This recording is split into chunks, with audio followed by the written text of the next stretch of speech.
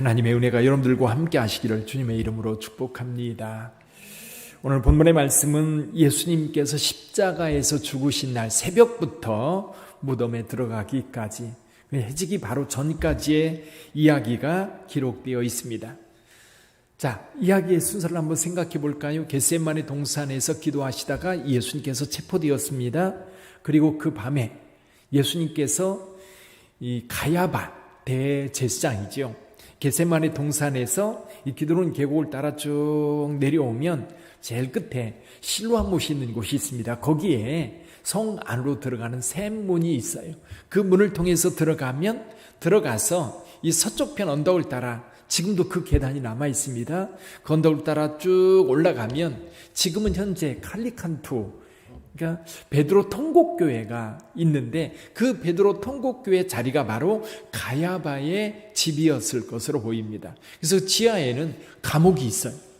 지금도 그 지하의 감옥에 들어가 볼 수가 있지요.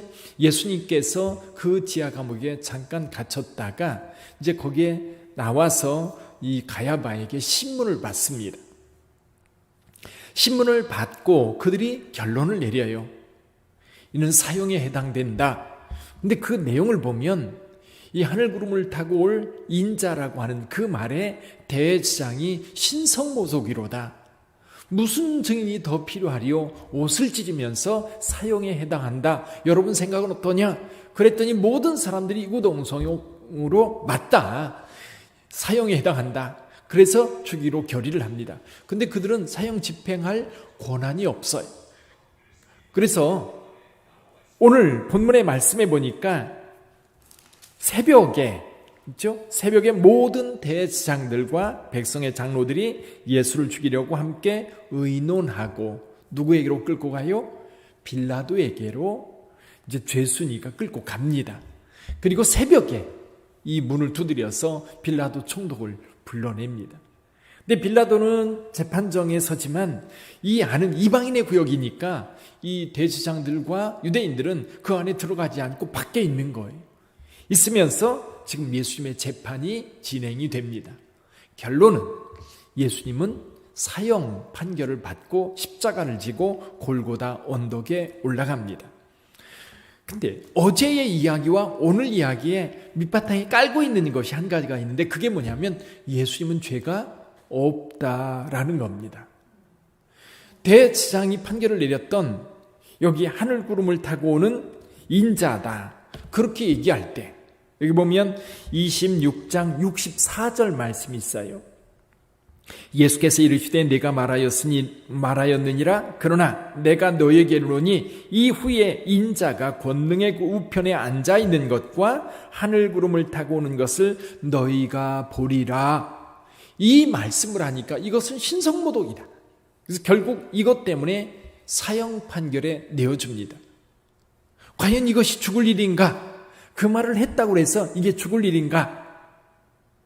또 한 가지는 예수님을 팔았던 가룟 유다가 예수님을 팔았습니다. 자, 예수님을 배반하고 예수님을 팔 때는 나름대로 예수님은 죄인이다, 예수님은 죽어 마땅하다, 아니면 죽는 것까지는 아니라 할지라도 죄수로서 벌을 받아야 된다라고 하는 어떤 생각이 밑바탕에 깔려 있었을 거예요. 근데 오늘 본문의 말씀에서 뭐라고 얘기합니까? 27장 4절에 보면 이렇게 말합니다. 내가 무죄한 피를 팔고 죄를 범하였도다. 내가 무죄한 피를 팔고 죄를 범하였도다. 누가 죄인입니까? 예수님이 죄인이 아니라 예수님을 팔아넘긴 가룟 유다가 죄인이라는. 근데 또 한 가지, 빌라도가 예수님을 재판하면서 빌라도의 판단은 이겁니다. 18절에 보면 이는 그가 그들의 시기로 예수를 넘겨준 줄 알미더라. 빌라도는 분명히 예수님이 죄가 없다는 사실을 알았어요. 그러면 빌라도는 죄가 없으면 분명한 증거가 없기 때문에 사형 판결이 아니라 무죄로 방면해야 합니다. 무죄 판결을 내리고 그를 내어주어야 돼요. 근데 결국 빌라도는 예수님을 사형 판결하고 그리고 군병들에게 넘겨 골고다 언덕에서 십자가에 못 박지요.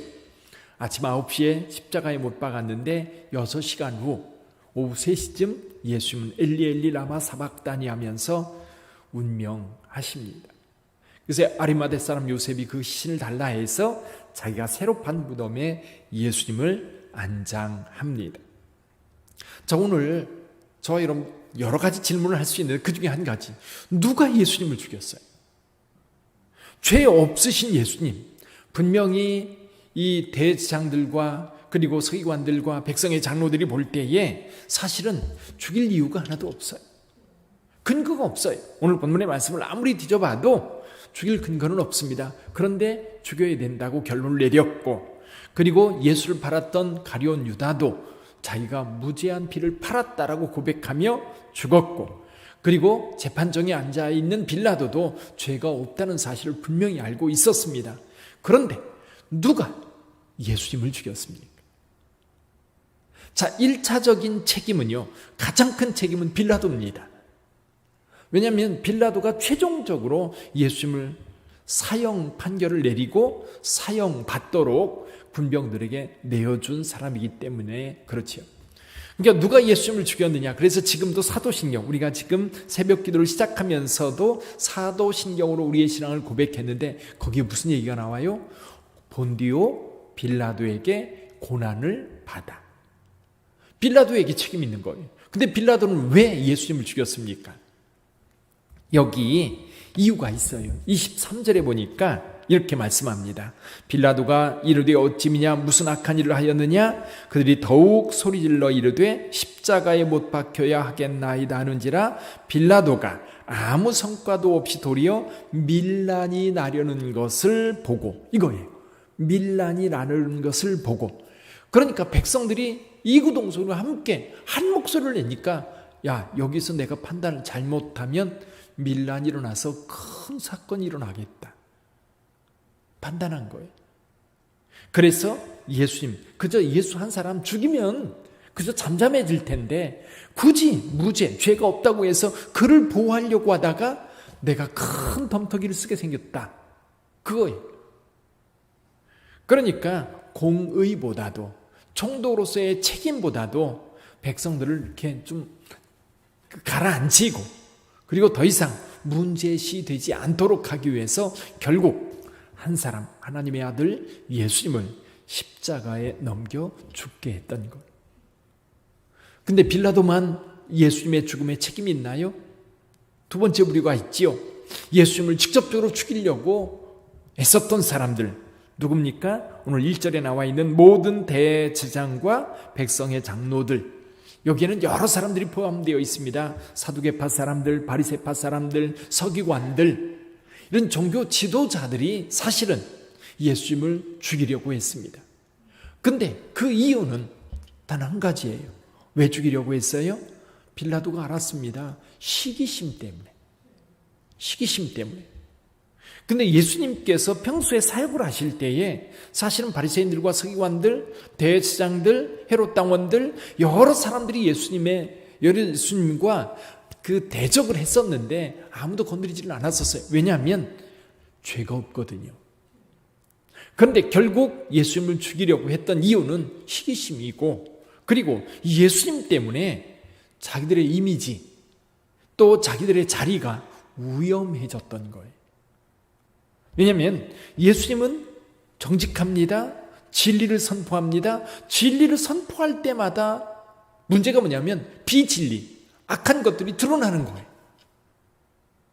그래서 악한 자들은요, 늘 이 자기의 악이 드러날까 봐 또 다른 범죄로 갑니다. 살인을 하든지 아니면 이 덮기 위해서 또 다른 범죄로 이어지게 되는 거예요.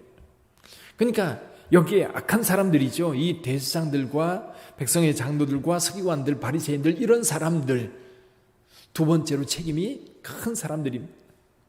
또 한 부류가 있어요. 일반 백성들입니다. 여기 22절 보니까 빌라도가 이르되 그러면 그리스도라는 예수를 내가 어떻게 하랴? 그들이 다 이르되 십자가에 못 박혀야 하겠나이다. 백성들은 왜 예수님을 십자가에 못 박으라고 외쳤을까요? 자, 빌라도는 밀란이 날까봐 예수님을 사형에 내어주었습니다. 대제사장들과 여기 종교 지도자들은 예수를 시기해서 죽이려고 했어요. 그럼 백성들은 왜 예수님을 죽이려고 했어요? 백성들이 예수님을 죽이려고 한 것은요, 이 대제사장들과 이 백성의 지도자들의 부추김이에요. 부추김. 20절에 보니까 이렇게 말씀합니다. 대제사장들과 장로들이 무리를 권하여 바라바를 달라 하게 하고 예수를 죽이자 하게 하였더니, 부추긴 거예요. 이게 여론전이라는 겁니다. 여론. 그러니까 판단력이 없는 거예요. 저 사람이 왜 죽어야 돼? 그렇게 묻지 않아요. 왜 죽여야 되는지, 죄가 뭔지 이 군중들은요, 그걸 묻지 않아요. 분위기에 따라서 야, 저 사람 뭔가 크게 잘못한 게 있나 보지 뭐. 그러면서 옆에서 저 사람 죽이자고 하자. 그러니까 그 여론에 밀려서 예수님을 죽이자고 외치는 거예요. 이게 보통 사람들의 모습이에요. 오늘날 민주사회에 굉장히 중요한 것 가운데 하나가 뭐냐면 여론입니다.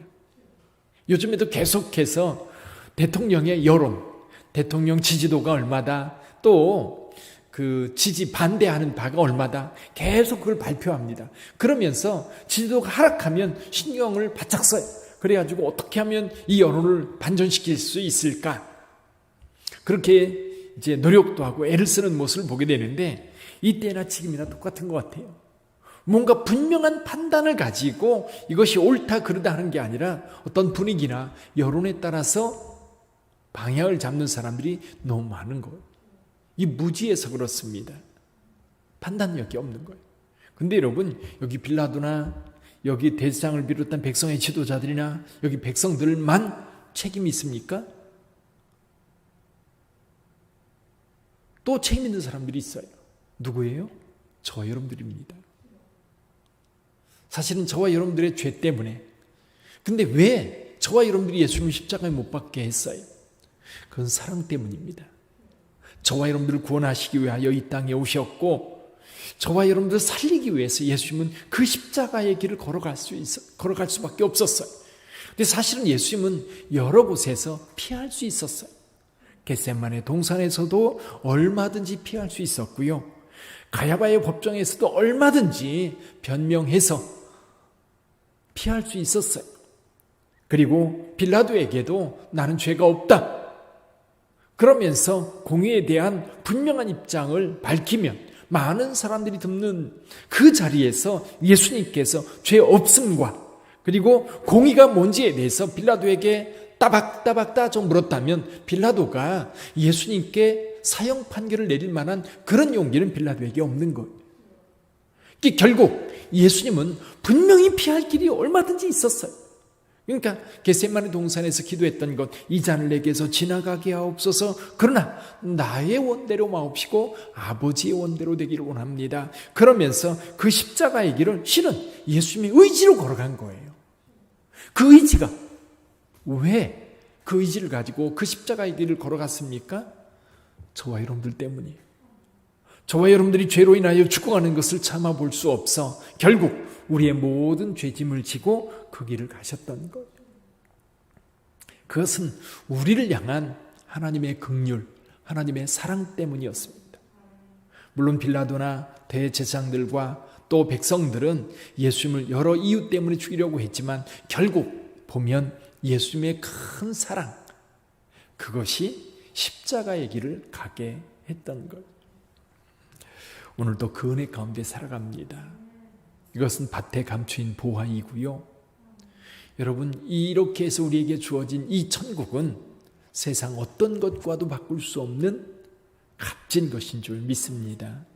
여러분, 오늘 하루 살아갈 때도요, 비가 많이 오고 바람이 불어도 잊지 말아야 될 것, 예수께서 나를 위하여 십자가에 죽으셨고 나를 하나님의 자녀 삼는 근거가 됐던 거예요. 단 한 가지, 우리에게 뭘 요구해요? 믿음을 요구하는 거예요. 믿음을 요구하는데, 믿음으로 여러분들이 하나님의 자녀가 되었다면 그 은혜를 따라 오늘도 복되게 살아가는 행복한 하루가 되시기를 주님의 이름으로 축원합니다. 기도하겠습니다.